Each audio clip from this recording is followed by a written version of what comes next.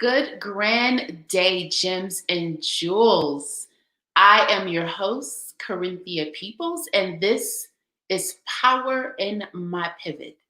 Power in My Pivot is a live show broadcast where we discuss how ordinary people, such as you and I, have become extraordinary in our own right through the power of pivoting, turning, by changing our minds and moving our lives from the prescribed direction of societal roles and conditions. This is a show for men and women, kings and queens, knights and princesses.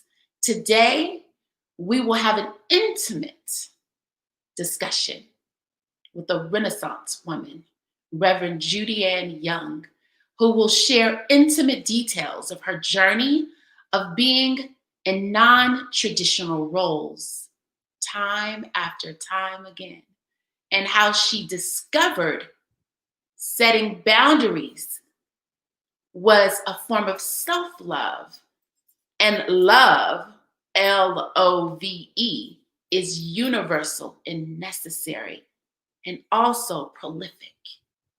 Stay tuned.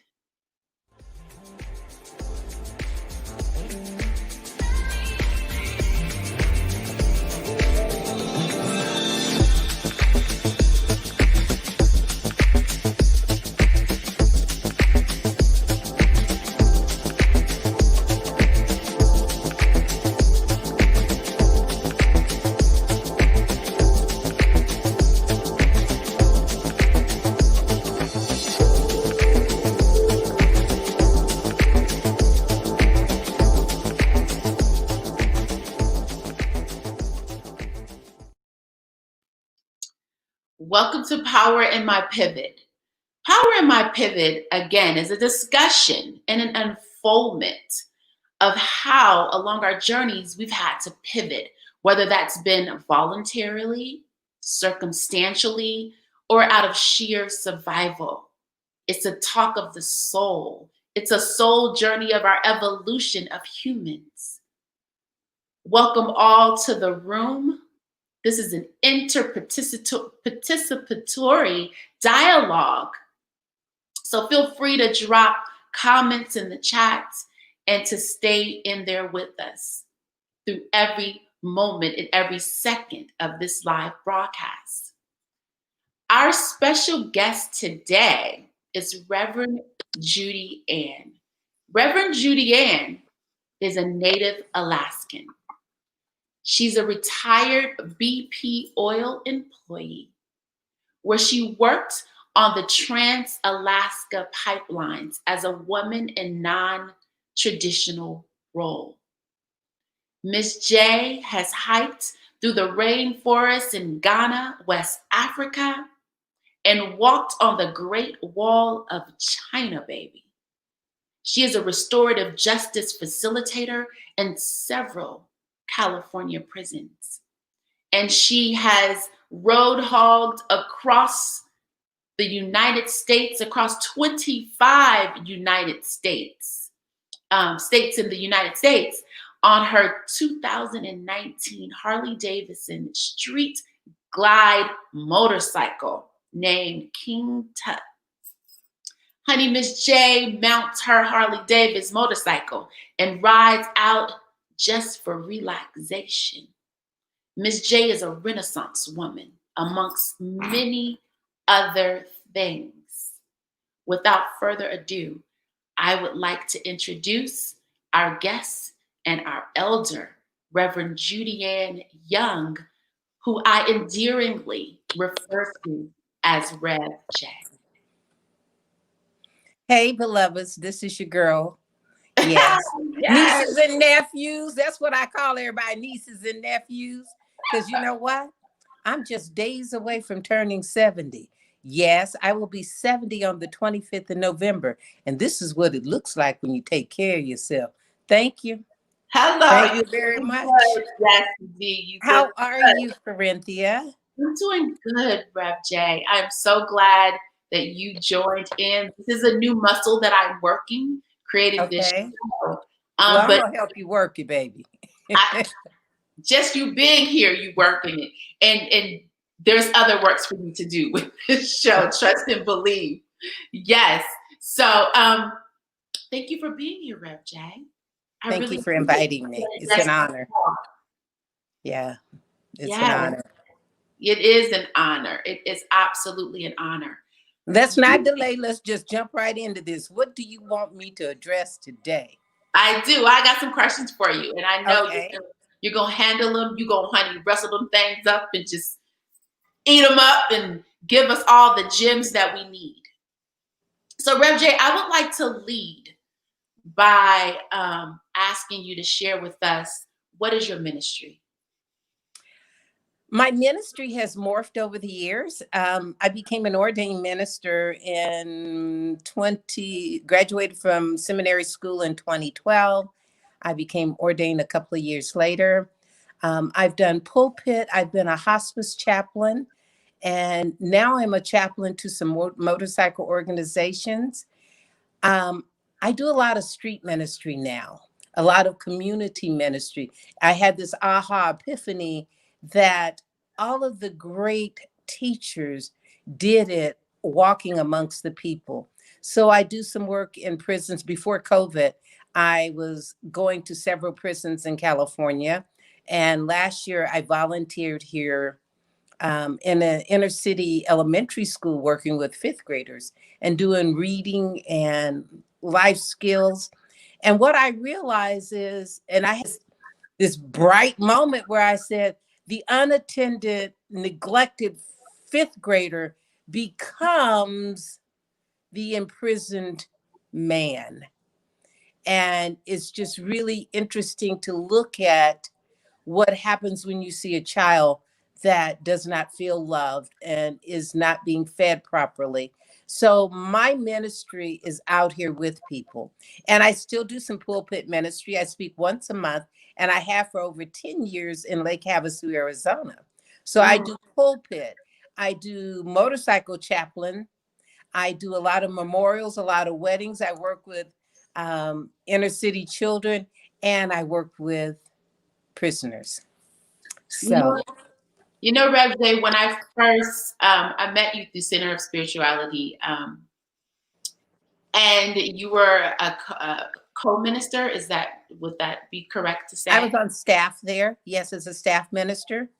Yes. So, you know, as growing up, especially as people of color, we have a picture that we've painted in our minds and our heads about what a minister does and what a minister looks like, right? And for the first time I saw you after our services, you was on your Harley Davidson with your boots on, and you was riding out, and I was like, oh my God, yes, I want to be like that, in the sense of being free. Because clearly you have a freedom about yourself that you are not afraid to display. Which brings me to my next question. Yes, ma'am. What pivotal points, Rev J, in your life that's led you to becoming the elder Judy-Ann Young you are today? Great question. The first pivotal point I remember that led me on the path to who I am today, I was in my mid-30s, and I had a relationship that left me devastated, naked, bruised, wasn't no low self-esteem, baby, no self-esteem, laying in the carpet. And the sad part about it was I was a well-paid employee. So money was not the issue for me. Mine was about the wreckage in my life. And I was laying in the carpet, and after 2 or 3 days, my eyes were all cut and bruised from rubbing my face in the carpet fibers. I came up off that floor. Back then, we had yellow page phone books. And I went through and looked under therapists, psychiatrists, psychologists, and I called numbers until someone answered.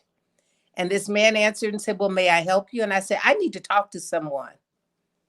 And he said, well, what seems to matter? I said, I don't know. But I was so my intention was so clear. He said, if you can be here in 15 minutes, I'll see you. I jumped in my sports car. I drove downtown, ran up the stairs. I didn't even look for an elevator. When I knocked on the door, he opened the door and he said, what's the matter? And I said, I'm angry. I was angry, Corinthia. I was angry, and what I didn't know how to express was I was angry with me. I had gave all I had. I had just played all out. I had given an Academy Award-winning performance in my life, and it wasn't enough because I had the disease to please. And the more I gave in this relationship, the more was expected of me. So I spent maybe 6 months unraveling this. And then I had this epiphany. No one is going to love me until I love me. And I learned the most important word in the world at the time. No. Oh, baby, there's some power in that no. So it seems that what I just uncovered recently within the past few hours, Rev J, is the power in saying no is setting the boundaries. Absolutely. Which brings me to my next question for you. Okay. Did setting boundaries and that power word no, did it come easy for you? Absolutely not. It was the most fearful thing I did because growing up, here's the deal. We have children, and through conditioning, they learn how to people please. Make mommy happy, you're going to get some cookies. Make the teacher happy, you'll get a good grade. So we start learning to people please early. Yeah. And no one ever teaches us the power in saying no. No, we never learned that. How often do we tell children, you don't know what you're talking about? I'm grown. You don't have no nerve. They know what they're talking about. They know. But we bully them, we browbeat them, we practice our authority. I'm the parent, so I didn't learn how to say no. Yeah. And the pivot came, and it was fearful for me to date someone, and they wanted to be intimate with me, and I said no. Because in my mind, he's not going to like me. Baby, when you learn a lesson, I got good at saying no. No, that doesn't work for me. So did you become good by saying no, Rev J? It's self-love. Your no was a form of self-love. But did that no, did you have to practice? And did you lose friends along the way with your no? Yes and yes. I practiced by setting some boundaries. And for me, setting the boundaries meant I wrote them down on paper. That if you said that we were going to the movies and you would be there at 7 p.m., and I would give you 10 minutes of grace period. If you roll up at 7:30, the door didn't get answered. Because especially if you didn't call me, that's disrespectful. That's setting boundaries. Let me tell you something. All of us are equal in one way. Each day we have 24 hours. You are not going to waste my time or disrespect it. And that was the first way that I set an intention. If you tell me something, I'm holding you to your word. And if you can't show up on time, that means you are not going to show up in my life on time. So I'm not answering the door. You late, you're going to be late. That's what you do. But that's not acceptable for me. And I wasn't angry about it. I wasn't braggadocious or mean-spirited. It's just like, I don't think this is going to work, but I like you. Mm-hmm. And I just set boundaries. I set intentional deal breakers. Interesting. How hard was it for you to initially, when you started on your journey, was it hard for you initially to hold tight to what you had set? Because a lot of times we set things for ourselves and we break those things, whether that be a New Year's resolution or something like this. How was that transition for you? Let me tell you something. When as soon as this is a life lesson, as soon as you set an intention, God, the universe, is going to give you a pop quiz. They're going to present you with an opportunity to say and do what you said you were going to do. So, Absolutely. of course, it was challenging. And of course, I slipped up more than once. And then I said, okay, now you know. So you brought yourself back to center.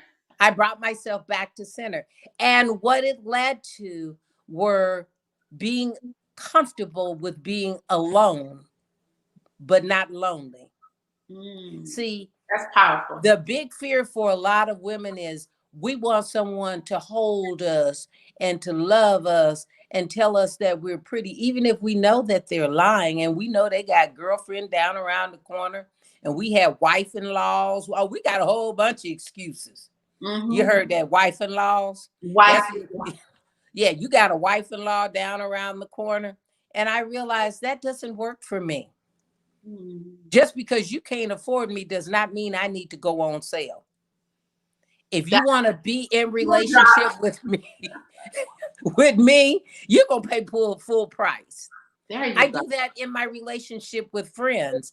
I am going to be authentic and loving and honest with you, Corinthia, and with my girlfriends. I honor who they are. I'm not going to accept no sideways friendship. No. So, Rev J, that's a muscle that you worked. That's within yourself. Yes, I had to work that muscle because let me tell you something, just like I had abusive relationships with men, I had the same relationships with a couple of girlfriends who I was always giving for and giving to and doing things for them. I would never go on vacation without bringing them something back. It became an expectation until one person said to me, I brought her a leather bag from New York. And she said, oh, I don't like this. Can you take it back? It's just not me. And I was so crushed. I was crushed. Yeah, that would crush. And I realized that I needed to set boundaries in my friendships, that I'm always available to loan you money and to do things for you to the point where you thought I had to. So it's a pain that people pleasing. Oh, baby, that's a tough lesson to learn.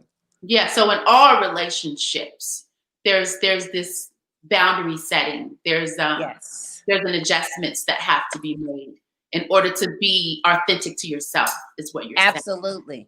And we are not conditioned or taught to be authentic in relationships because we want to be liked. The person that is so popular and everyone likes them, baby, that's somebody that's people pleasing right there.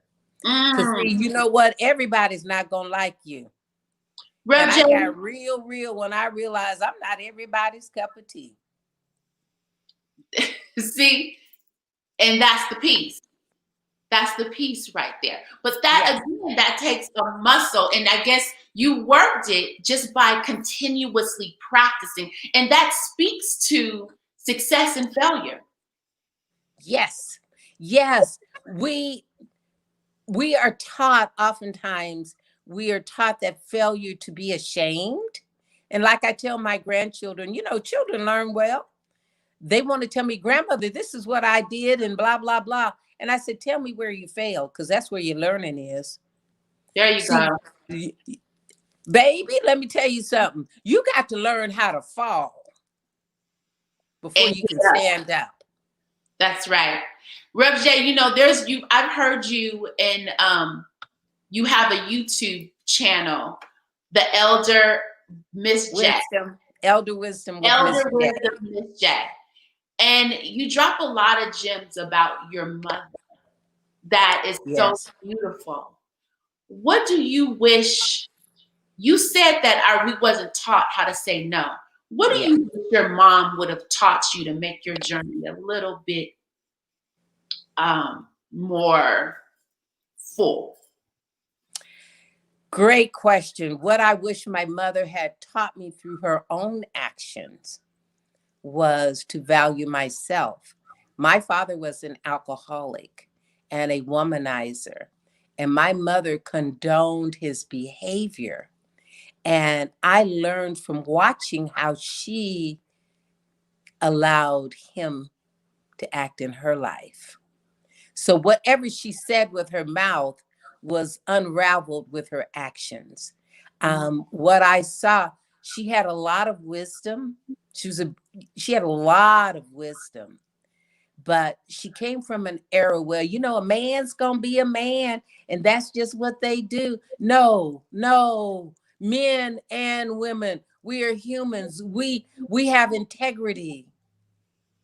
We have honor. We have respect. Stop acting like, well, and these are the things that a lot of old school women and even some of the young women are buying into. Well, they're all dogs. No, we're not sleeping with some four-legged, unintelligent creature. We're Yeah. sleeping with a human. We're in relationship with men and women, and they should conduct themselves accordingly. If a man does not respect you, know that. Stop trying to put sugar on and make it something else. If he does not respect you, honor that. Because I don't care. Like with my mother, if you don't teach the man in your life to respect you, your daughters are going to watch that, and they're going to mimic your pattern of behavior until they learn better.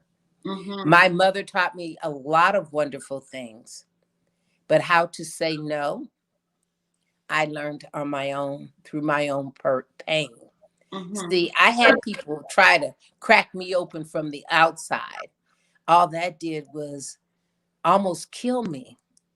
But when I cracked from the inside, like an egg, if you crack it from the outside, you kill the baby chick. But when the baby chick cracks it from the inside, there's new life led into formation.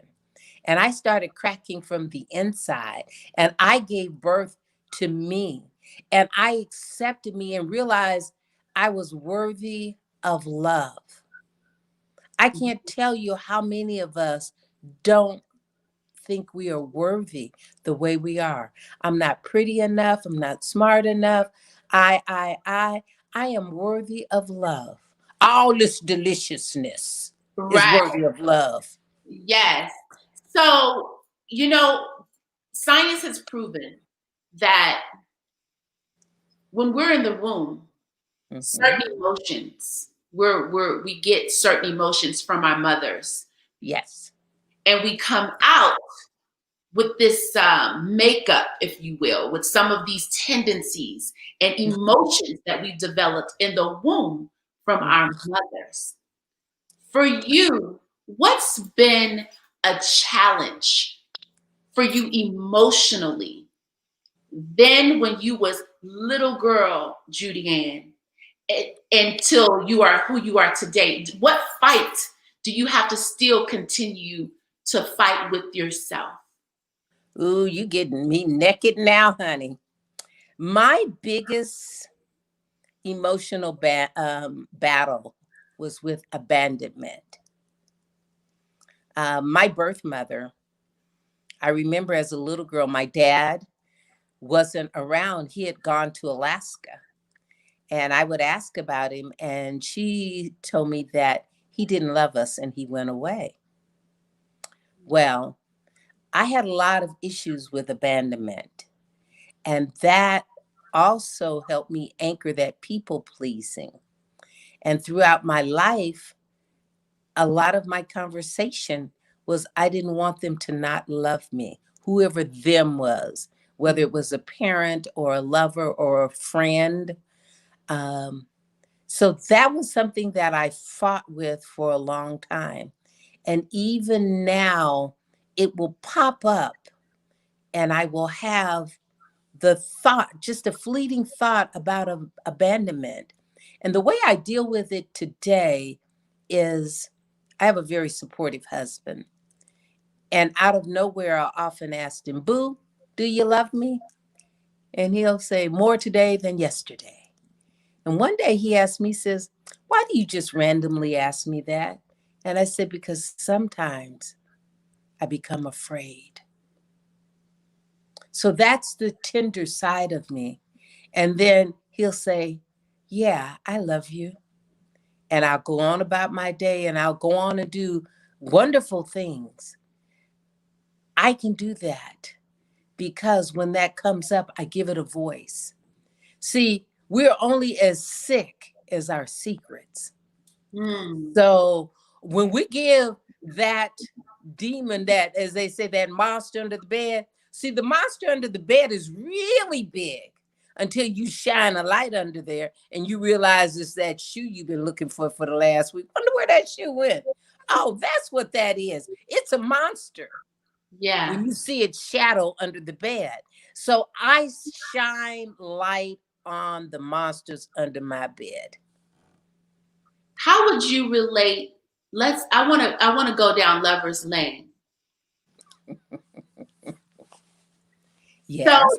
this, and again, I want to say that this is a show for the kings and the queens, for the Yes. men and the women, for the knights and the princesses. Yes.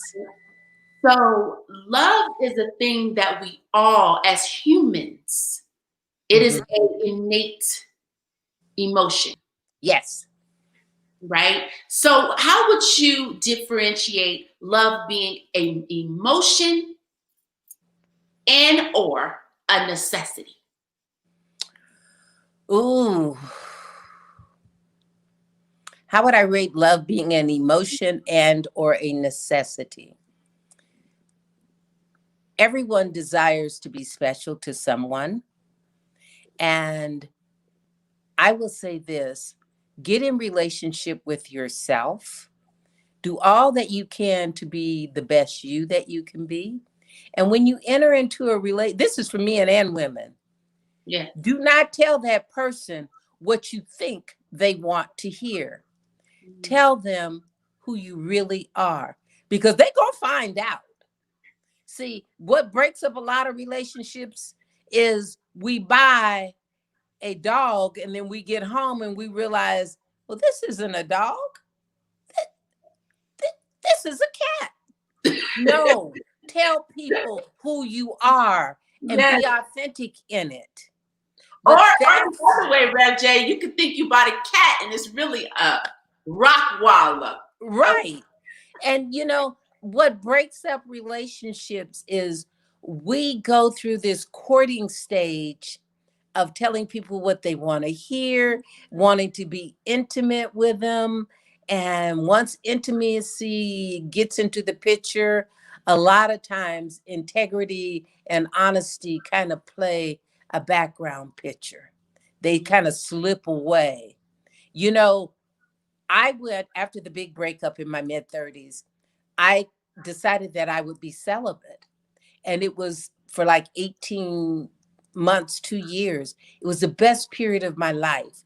I could be with men, and it was clear to me and clear to them, we're not going to be intimate. And I met the most amazing humans. Because here's the deal, as you mature, there's something that you need from a relationship that is much richer than intimacy. You need friendship, you need companionship, you need a co creator, you need someone to help you and support your dreams and whose dreams you can help and support. Because by the time you get my age and my husband's age, you don't look like you did when you were 25 and 30. What kind of glue is going to hold you together? Yes. So, Rev J, you mentioned this gem drop, and we're going to go to stay with us, you guys, because if you want to add to this conversation, or if you have a question, we're going to have a quick time for me to go through the feed and you can Okay. join in. So, Rev J, you dropped the gem and the jewel of paying full price for you because you're not going on sale just because someone can't afford to be in your life. That is a gem drop. Love it. So I want to ask you also mentioned integrity because my question is, how do you want to be loved? So we know you want to be loved, paying full price for you, and you want integrity. So can you share with us? You also mentioned the abandonment piece of your husband, kind of smoothing that piece out for you. Right. What other ways does does the elder Reverend Judy-Ann wants to be loved?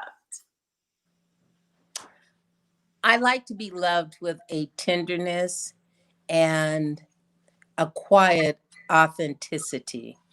I want to know who you are, and I want to support that piece of you. I don't like idle chit-chat conversations or social get-togethers per se, because the bigger the crowd, the less authentic we are, because we are taught to hold our feelings private. I like transparency. If I ask you, how are you feeling today? And you say, oh, I'm fine, and I know that you're not, then I feel like, why are we even wasting time with this conversation? You're not being honest with me. That's important to me. Authenticity and transparency. If you aren't feeling good about something that's going on with you, I want to know that, because I want to know how to support you. And I want to feel that I can tell you when I'm not feeling well. And that's what we should seek in a mate, because my husband, good example, my husband had a stroke March 23rd this year. And part of his rehab was to walk to the corner. And I got where we would stretch these walks out, and it became our hour to just be very intimate. There's no cell phones or distractions. And my husband's a quiet man, and he would share how he felt. What an honor to create a space for him to say how he felt when his body was not doing what it used to do. See, that's that level of intimacy that you have to get baptized by the fire. That's right. And that's the level of love that when your mate no longer looks like they did at 25 or 30 or even 40, what's going to hold you together? Because here's the reality. You get in relationship with someone and you say you love them and you marry them. When you get older, that's going to be the person making decisions on your behalf. Mm-hmm. Yes. Rev J, what song brings you to center and makes everything all right? Ooh.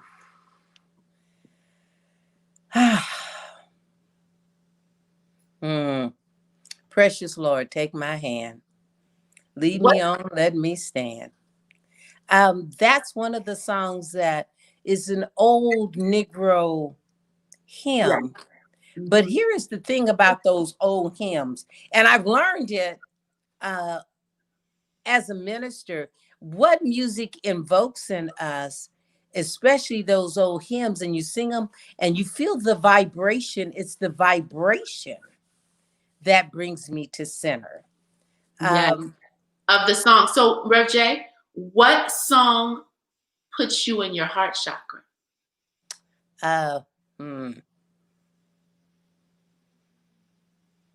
What song that makes you go, you know how we start to rock ourselves? Because you're like, oh, yeah. Yes, that's the cut. What song? Yeah. That's the cut. For me, that's the cut is Golden Time of Day by Frankie Beverly and Maze. Yes. And I'll be like, ooh, wait, this is a golden time of day. Yes. Yes. Yes. So, Rev J, will you share where we're running out of time? So can you please share? I know, I'm sorry. I want to open it up also for the chat too. Okay. So can you please share where people can find you? And stay tuned. We're going to open it up for the chat after Rev J tells you guys where to find her and where to get more of her gem drops. Judy-Ann Young on Facebook or Reverend Judy-Ann Young on Facebook. I have 2 Facebook accounts, but more so for other gems and insights is Elder Wisdom by Elder Wisdom with By Miss J. Rev J. No, with Miss Miss J. J on Yeah. YouTube. Yes. Elder Wisdom with Miss J on YouTube. Wonderful. So at this time, I want to open up to the chat. Okay. Let's see. Does anyone have a question? So Kim Sean, oh, she's been blowing it up. She is eating this up. I know. I knew she would. Okay. She says, "Thank you for your vulnerability. This is you're welcome." She says, "After your broken heart, how did you recognize that the man you were with now was your husband, and what made him different?" Excellent question. What made him different was he wanted me to be happy, and he always did what he said he was going to do. If he told me that he would be there at 5, he was there at 10 minutes to 5. If he told me, I will fix your car, he fixed it. He held my hand, and when I told him things that I wasn't so proud of, he never threw them up in my face. And when I went out in the world and I played and I got knocked down and I came home, he always helped me get up off the floor. And he would never get involved in projects, but he would always support me in the projects that I got involved in. So I realized when I had a hysterectomy and I was laying in the hospital and I looked down at my feet and I said, I need a pedicure. The next day I woke up and he was polishing my toenails. Oh, and I'm serious. That's when I decided I gotta marry this man. The Oh. brother owned the something. Oh, yes. Oh, yes. Look, that's 2 thumbs up, husband. Yes. Yes. So that is Yes. beautiful. So Miss Tucker says, your wisdom is always right on time. Thank you. Thank you. Thank you. So again, Rev, this show is for kings and queens. Thank you guys so much for joining in. Rev J, I want to thank you so much for the Thank gem you, Corinthia. joining in. I thank you for supporting my project. Absolutely. And I'm going to leave you all with this one word. Yes. Be willing to fall down. It strengthens your muscles for standing up. The more you fall down, the better you learn to stand. And every successful person falls a lot. Yeah, can you repeat the last part? Every successful person falls a lot.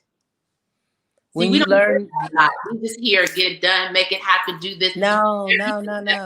Person falls a lot. Every successful person, all we hear about are their successes, but you need to learn how to fall down. Thank you. And get up. And don't forget to get up. And don't forget to get up and keep pivoting. If that don't work, hey, about face and turn in a new direction. I love you. Rev J, I love you so much. Thank you. And to all of y'all out there, keep praising your own pond, baby. It's a poor duck, don't praise its own pond. Quack, quack. Quack, quack. Stay tuned for the health tip. Thank you, Rev J. So not only, that was rich, honey. That was, whew. If y'all feeling like I'm feeling, I'm like, yes. See, that's what elders do. That's what elders do. And that's why we need them. And that's why they're so important. This is why they are to be revered and honored. This is why we should get up and give them our seats when there's no seats in the room. Let them go through the door first. This is why. No, true enough. All elders don't bring those kind of knowledges and those type of gems and wisdom, but there are some do, and Reverend Judy-Ann was an example of one of them. Here on Power and Our Pivot, we don't only speak about the problem, but we also render the solutions, right? So this week's health tip, which we give every single week, is practice your no. And it may look like something like, if you're a little bit like me, who has so much love inside and who probably is definitely a people pleaser,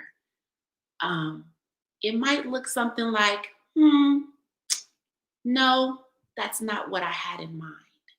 It might not be that firm, strong no to start with. It could be like, that's not what I had in mind. That can start to be your no. Simply saying no and setting boundaries while up leveling your love and compassion is a powerful combination, because we can say no with love. We can say no with tenderness. We could say no with honor. That's the help tip for the week. And my personal transformation that I will be practicing personally. Power in My Pivot, honey, is a live broadcast that happens every single Saturday. Join me at 11 a.m. Pacific Standard Time, 1 p.m. Central Time, and 2 p.m. Eastern Time. Let's pivot from basic to bona fide, baby, because there is power in your pivot. See you next Saturday.